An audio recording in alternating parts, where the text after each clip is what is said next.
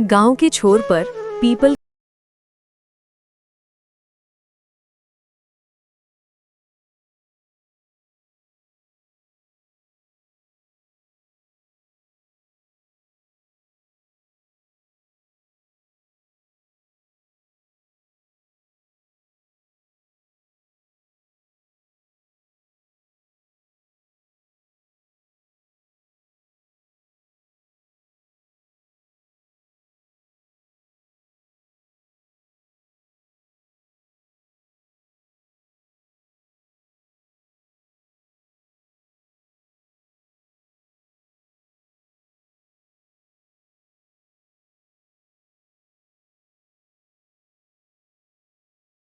के पास बैठी थी। हवा उसके बालों से खेल रही थी और आंखों में वो चेहरा उतर आया जो कभी उसके साथ सपने देखता था। गौरव, गौरव, उसका पहला प्यार, जिसे हालातों ने छीन लिया था और अब बस नाम बाकी था। जैसे खेत की मिट्टी में बीज तो पड़ा है पर फसल नहीं। वो धीरे से मुस्कुराई क्योंकि उसे याद आया कि गौरव अक्सर कहता था, तू मुस्कुराया कर सावित्री, तेरे चेहरे पर सुबह उतर आती है।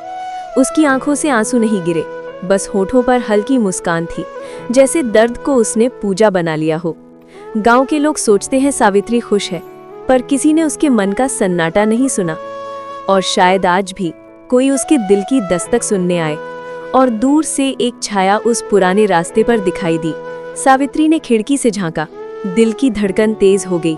कौन था वो, जिसे देखकर उसके दिल ने कहा, शायद वो लौट आया है। रात का अंधेरा गांव के सारे घरों पर छा गया था। सावित्री खिड़की से बाहर झांक रही थी और उसकी धड़कन तेज हो रही थी। वो छाया, वही जिसने सालों पहले उसका दिल चुराया था, धीरे धीरे घर के बाहर खड़ा था। उसने कदमों की आहट सुनी पर खुद को शांत रखने की कोशिश की। शायद मैं देख रही हूं या सिर्फ यादें मेरे सामने हैं। पर हाथ कांप रहे थे और दिल ने एक अजीब सी उम्मीद जगाई।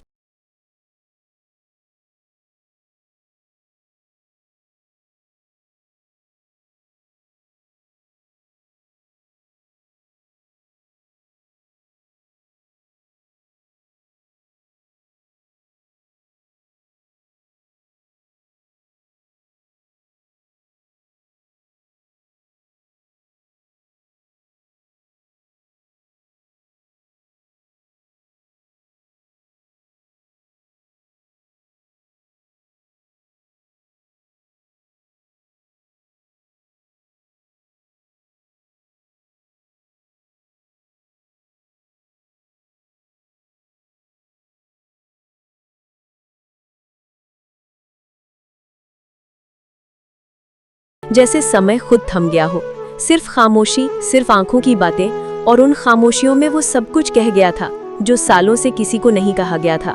लेकिन रात की खामोशी में किसी ने दस्तक दी। सावित्री ने पलट कर देखा और फिर सन्नाटा छा गया। सावित्री और गौरव खामोश थे, अंदर से डर और बाहर से उत्सुकता का अजीब मिला जुला एहसास था। वो दोनों जानते थे कुछ बातें अब नहीं छुप सकती। गौरव ने धीरे से कहा, सावित्री, मुझे याद है वो दिन जब हमने साथ सपने देखे थे और मैं तुमसे दूर हो गया था। सावित्री की आंखों में आंसू थे, मगर उसने हल्की मुस्कान दी। हाँ, मैं भी नहीं भूल पाई।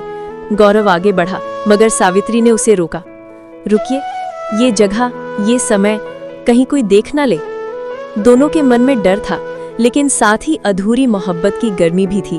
वो खामोशी में बैठ गए, सिर्फ आंखों से बातें कर रहे थे। हर नजर में पुरानी यादें, हर सांस में अधूरी मोहब्बत।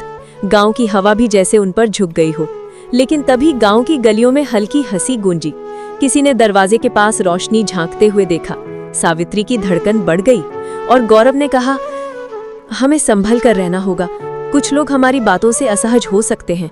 सावित्री ने सिर हिलाया और दोनों धीरे धीरे कमरे की खिड़की से अंदर लौटे। वो रात जैसे हर लम्हा उनकी पुरानी यादों को फिर से